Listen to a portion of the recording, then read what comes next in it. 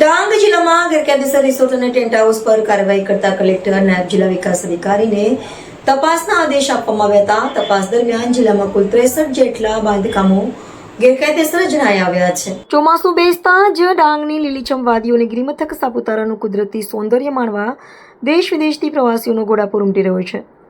પ્રવાસીઓની આ ભારે ભીડનો ગેરલાભ ઉઠાવી સ્થાનિક સ્તરે કમાણી કરી લેવાની લાલચમાં કેટલાક લોકોએ સાપુતારા અને તેની આસપાસના તળેટી વિસ્તારોમાં નિયમોની એસી-તેસી કરીને ગેરકાયદેસર સામ્રાજ્ય ઊભું કરી દીધું હતું.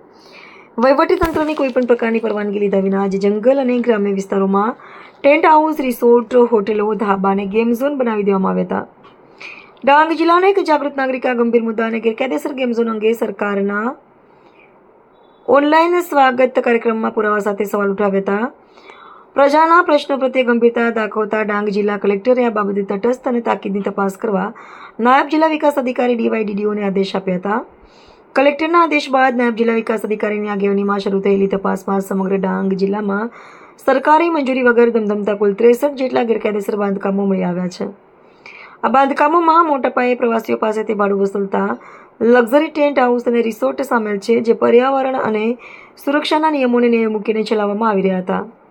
આ તપાસ અહેવાલ સામે આવ્યા બાદ વહીવટીતંત્ર એક્શન મોડમાં આવ્યું છે.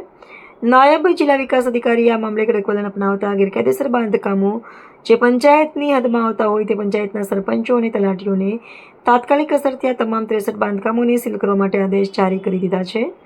તંત્રની આ કડક કાર્યવાહીથી ડાંગમાં ગેરકાયદેસર હોટલ, રિસોર્ટ માફિયાઓમાં ભારે ફફડાટ વ્યાપી ગયો છે.